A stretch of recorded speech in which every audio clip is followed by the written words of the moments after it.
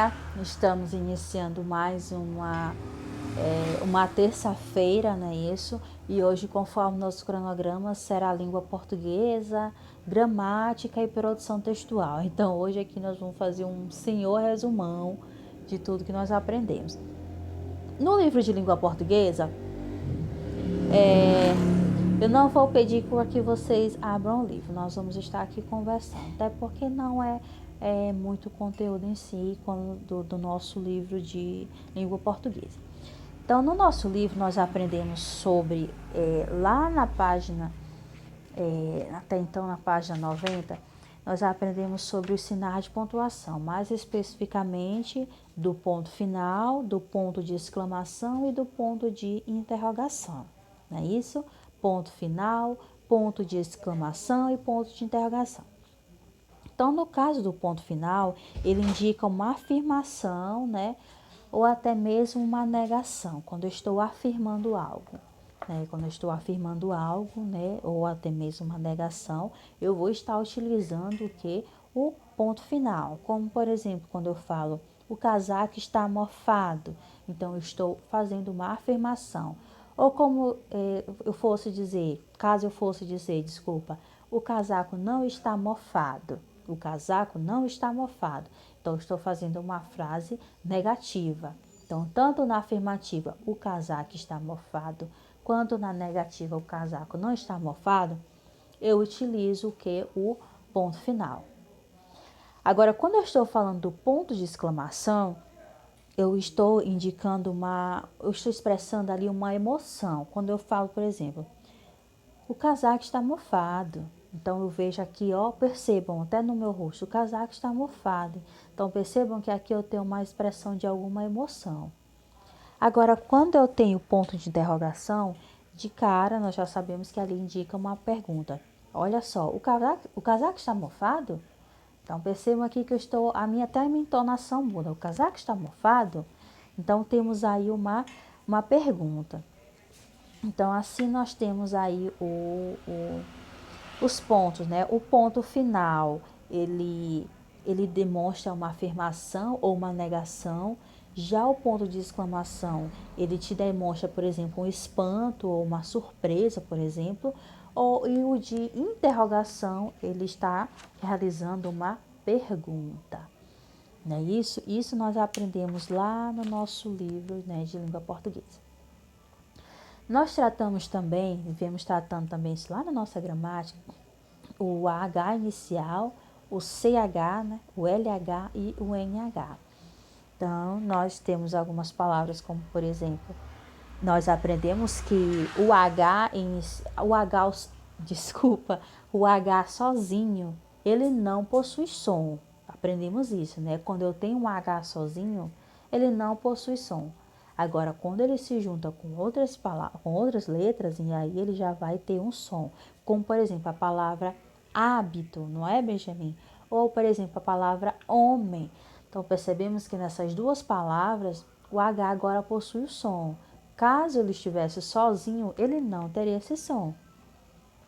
Agora, quando eu tenho o CH, o LH e o NH, não é isso? São as três consoantes que acompanham o H para ele não ficar sozinho, né? Porque até então o H estava muito triste sendo sozinho. Então, ele necessitava das demais consoantes, que no caso é o C, o L e o N. E aí nós temos exemplo, né? Palavras com CH, temos chave, né? Nós temos chinelo. Palavras com LH nós tínhamos agulha, milho. Com NH nós tínhamos minhoca, ninho. Então, aprendemos que o CH, por exemplo, ele pode ter som de X, mas aí vale muito a leitura, está realizando a escrita, que aí você vai entendendo que ali tem um CH e não o uso do X, entendido? Então, tivemos esse estudo aí, né, sobre CH, NH e LH. Mais à frente, deixa eu só encontrar aqui a página, nós aprendemos sobre o uso do M e do N, né? Isso, o uso do M e N, No caso, aprendemos que o M, ó, letra M, ele é utilizado antes das consoantes P e B. Então, antes de P e B, letra P e letra B, nós utilizamos o M, não é isso? Como, por exemplo, na palavra tampa, não é isso? Ou a palavra tambor. Então, tampa e tambor, antes dessas duas palavras, nós utilizamos o M. Então, antes de P, letra P, e da letra B, nós utilizamos o M. Já no caso do N, letra N de navio, nós utilizamos ele nas demais consoantes. Como demais consoantes, Dias? Caso eu queira usar ali, caso eu tenha um T, ou eu tenha um C, ou eu tenha um S. Então, nessas demais consoantes que não sejam o P e o B, eu estarei utilizando o N. Como, por exemplo, a palavra legenda. Então, perceba que na palavra legenda, depois do N, eu tenho o D. Então, é uma demais consoante. Não é P nem B, é um D. Ou na palavra, por exemplo, atenção, eu tenho um C cedilha, não é isso? Então, eu estarei utilizando o N, entendido? Então, quando você tiver uma palavra e lá estiver um P e um B, e aí você vai, meu Deus, será se eu uso M ou N? Você estará utilizando M, porque antes de P e B nós utilizamos M. E N, letra N, nós utilizamos nas demais consoantes.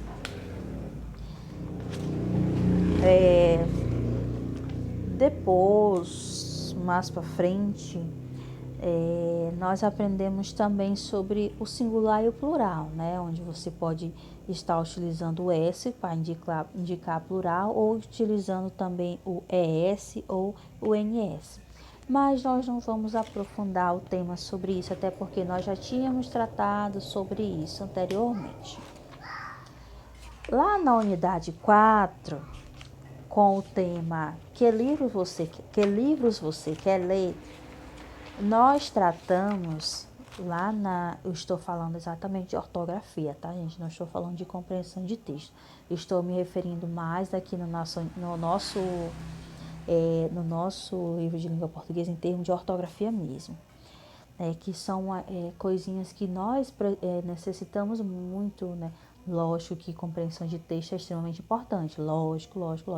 Mas aqui, né, nesse período que vocês estão de terceiro ano, vocês necessitam muito estar aprendendo sobre essas regrinhas de ortografia, porque vai necessitar, porque até porque, estou falando muito rápido, mas até porque vocês ainda têm muita confusão de algumas dessas regrinhas. Lógico que realmente, de fato, a língua portuguesa tem muita regrinha chata, né? E assim, vocês, como crianças, vocês têm essa confusão, né, de algumas palavras. Então, por isso, nessas revisões eu procuro focar sempre no caso mesmo dessas regrinhas, dessas ortografias, entendeu? Então, vamos lá. Já na unidade 4, nós começamos com as letras C e Q. Daqui bem. As letras C e Q, né? Nós aprendemos aí na unidade 4. E onde nós aprendemos que para formar duas sílabas, no caso, nós aprendemos que CA, CO e CU eu necessito de duas sílabas. Já no caso de QUE e QUI eu necessito de 3 sílabas. E aí nós aprendemos nesse capítulo a reconhecer quando eu devo utilizar C e quando eu devo utilizar o Q. Vocês lembram que no caso do C, A, CO e CU, eles têm um som de K, não é isso? Eles têm um som de K, assim como QU e QUE e o QUI. Todos eles têm aí um som de K. Mas, no caso do QU, no caso do Q, falando do Q, tá? QUE e QUI, percebam que o U, ele vai estar sempre acompanhando a letra Q. Você nunca vai ver o que sozinho. Ele está sempre acompanhado pelo U. Como, por exemplo, a palavra cap, ou a palavra quibe, ou a palavra queijo. Então, percebam que o U sempre está juntinho com o que. Então, não tem erro. Tá? Toda vez, será se aqui eu vou utilizar C? Ou será se eu vou utilizar que? Então, observem na palavra se tem um U. Se tem um U lá acompanhando, pois ali tem o uso do que, por exemplo. Ou que o I sempre tem o U lá, o Uzinho lá para estar acompanhando. Entendido? Depois nós tivemos a correção da atividade, né? Isso lá sobre esse tema. E aí nós ficamos pendentes mais à frente sobre o uso da palavra DS, DSE, mas eu não vocês perceberam que eu não dei aula nova, né, na semana passada em língua portuguesa, justamente porque já estaria próximo da nossa revisão e tudo, então eu não queria inserir conteúdo novo, até porque não tinha como realizar a correção.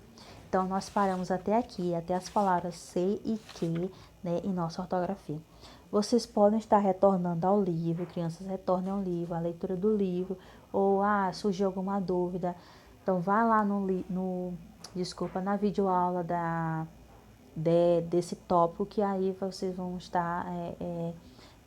tia, não encontrei, me mandem mensagem que eu mando o link a vocês, entendido? Então, essa é a nossa revisão de língua portuguesa. Agora, nós vamos lá para gramática. Lá em gramática, nós tratamos sobre as sílabas tônicas, né? Nós tratamos sobre... Então, é o nosso conteúdo sobre sílaba tônica. Então, sílaba tônica é a sílaba que é pronunciada com mais força, né? Com mais intensidade, conforme nós estudamos.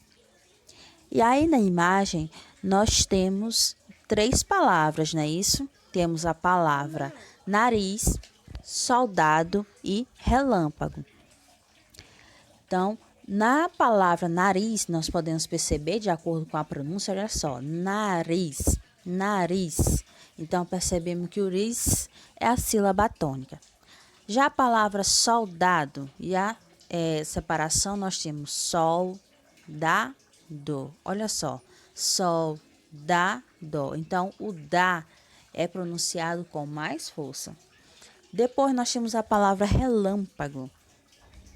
Olha só, relâmpago. Ó, lã.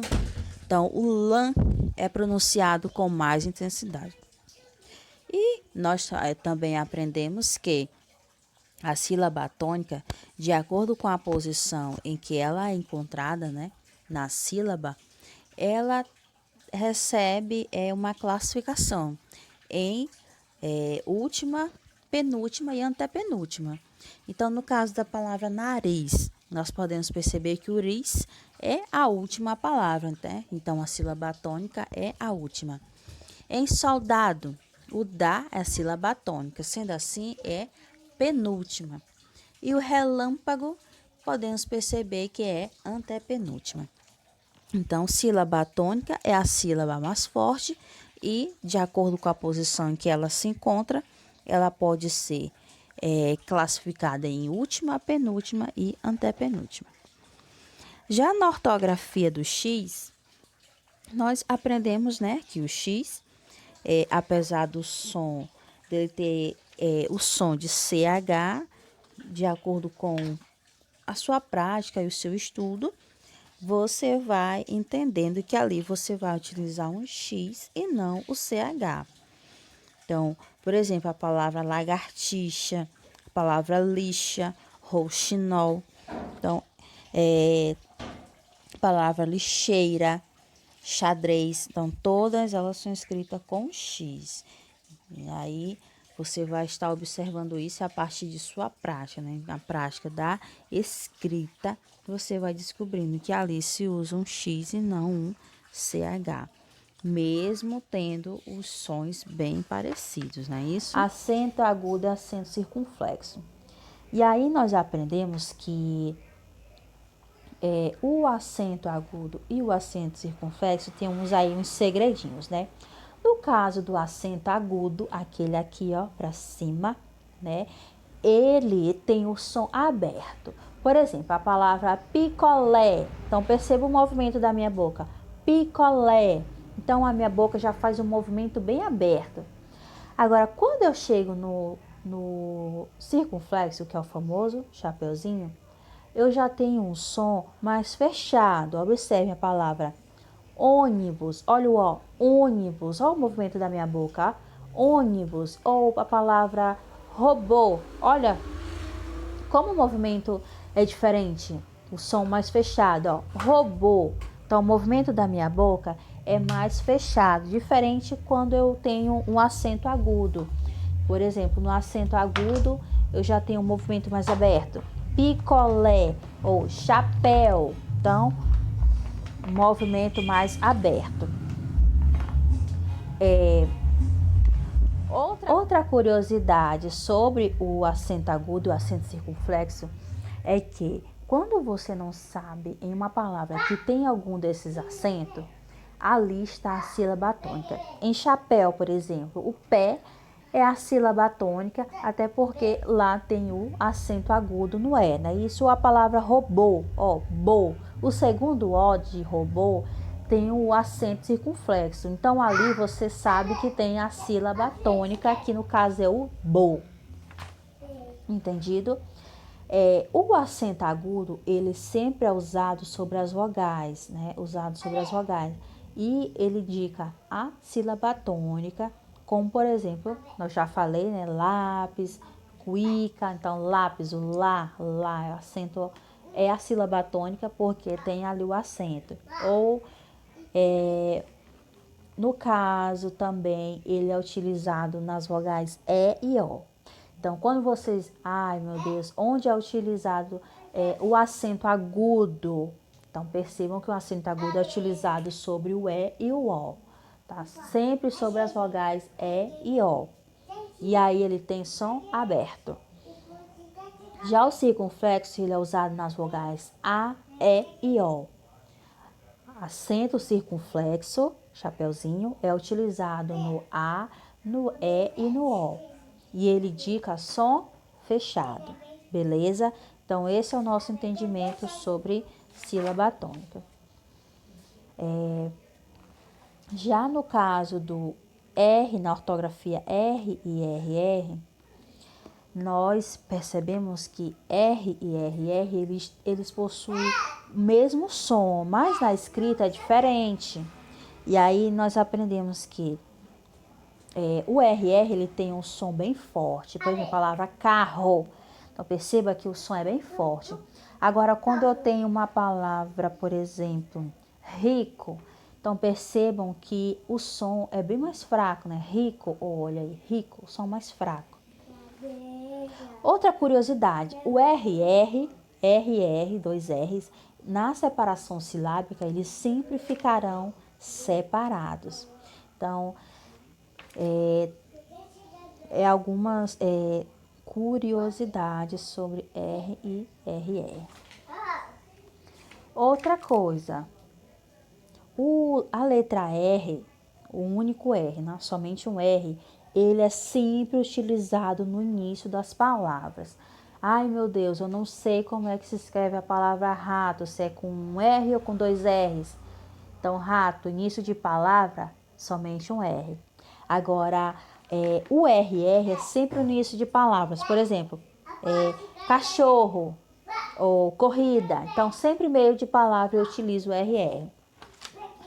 Depois, nós fomos para tio e cedilha. Gente, esse vídeo vai dar bem extenso, mas são 3 livros, né, que nós vamos estar comentando. Então, vamos lá. O tio e cedilha.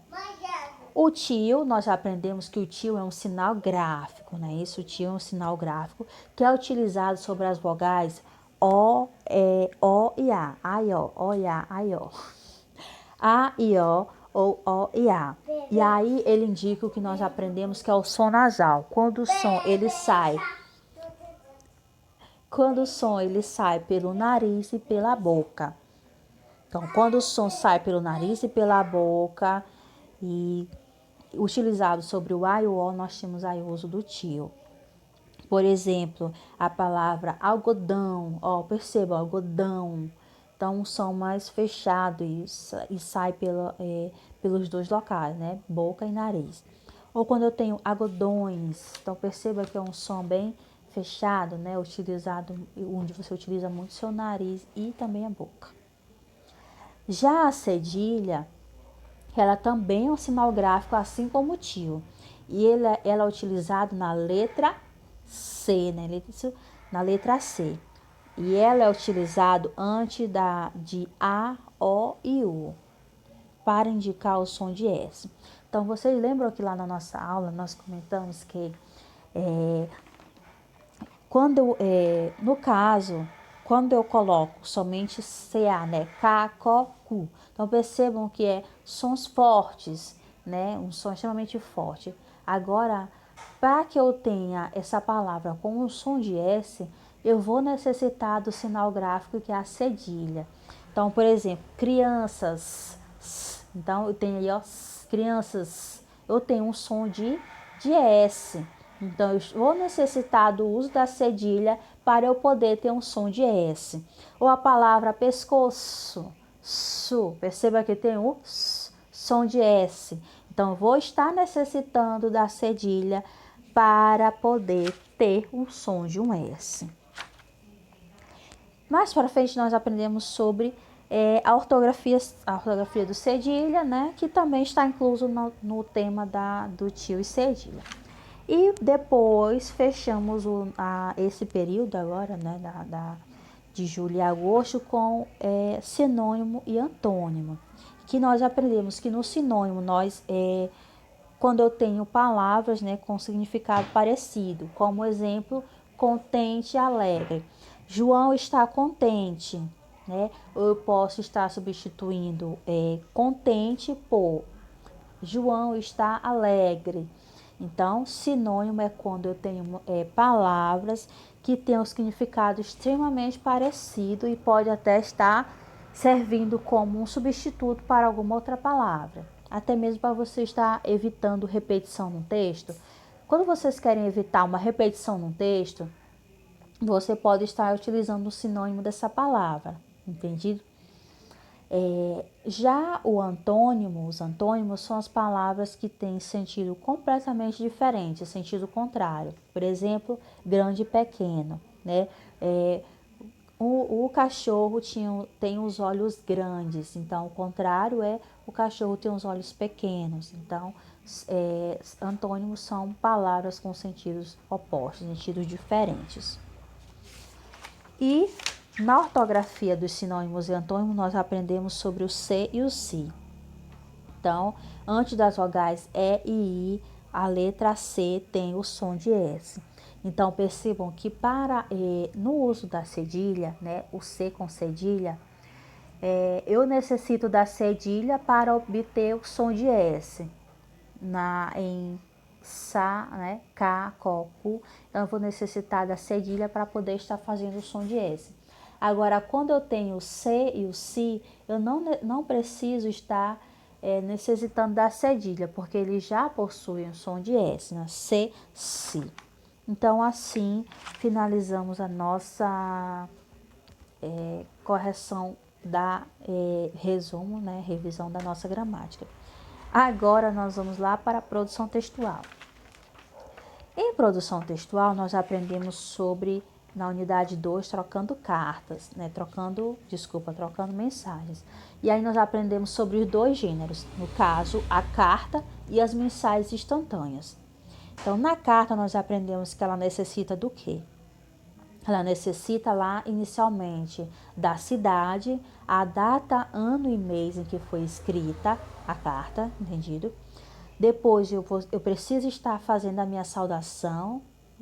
Olá, senhor João. Olá, amiga Juliana. Então, eu preciso estar fazendo essa saudação. Depois, eu vou precisar no meu texto da introdução, né? Aquele ponto inicial. Estou te escrevendo porque estou com saudade, né? Preciso te rever e tudo. Então, aí você está tendo a sua introdução. Depois, a tua carta precisa do corpo, né? Que é o restante do teu entendimento. Você está bem? Como está suas férias?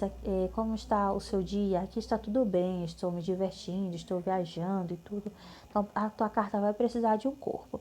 Então, terminado o corpo da tua carta, tu vai necessitar fazer a sua despedida. Então, até breve, até logo mais, até beijos. Depois você vai precisar da sua assinatura. Então, terminou a sua carta por inteiro, você vai lá estar colocando a sua assinatura dizendo que é você ali naquela carta, colocando o seu nome, não é isso? Na carta, é isso. Na carta também temos aí na frente, né? Isso na frente do envelope da sua carta, você precisa colocar o nome do destinatário, né? O nome e o endereço do destinatário. Na frente, você vai colocar o nome e o endereço do destinatário. E no verso da carta, você vai estar colocando o nome do remetente, né? E o endereço do destinatário, entendido? Isso na carta. Nas mensagens instantâneas, nós aprendemos sobre a estrutura que vem, por exemplo, numa conversa de WhatsApp. Por exemplo, lá vai precisar do quê? Do nome da pessoa com a qual estou conversando, lá em cima. Mais abaixo vai estar me informando se a pessoa com a qual estou conversando, ela está online ou não. Isso vai estar lá para mim. Também vai ter o dia da semana, o dia o dia da semana, né, e o mês em que a minha mensagem foi enviada. De um lado vai estar indicando quem está iniciando a conversa, quem está iniciando a conversa, o balão tem uma cor. E quem está com quem eu estou conversando, o balão de conversa já tem uma outra cor que vai servir como indicação para eu estar sabendo onde é a minha fala, onde é a fala de quem eu estou conversando. E aí nas mensagens nós temos também a forma que indica onde a minha mensagem foi lida, né? Como temos duas correções azul. A minha mensagem ela foi lida pela pessoa que eu enviei. Quando eu tenho duas correções cinza, indica que eu enviei minha mensagem, mas a pessoa ainda não realizou a leitura. Quando eu tenho somente uma correção, a minha mensagem foi enviada, mas a pessoa ainda não recebeu. Por algum motivo, ela não tem a internet no momento. E quando tem um relógio, indica que a minha mensagem nem enviou. Entendido? E aí também temos o uso das abreviações, né? Beleza, BLZ, ou PROF, PROF, ou também TBM. Então, são uma das abreviações que nós chamamos de linguagem formal, que nós utilizamos em nossas conversas, por exemplo, via WhatsApp. E também temos o uso dos emojis, né? Que aí vai demonstrar emoções durante a minha conversa, né? Se eu quero quebrar gelo na minha conversa, eu boto uma carinha, né? E tudo. Ou mando beijo, ou mando joinha quando tá zangada. Aí vocês vai mandando essa mensagem para estar interagindo de uma forma diferente. Então essa é a nossa resumão, né, de língua portuguesa, gramática e produção textual para hoje.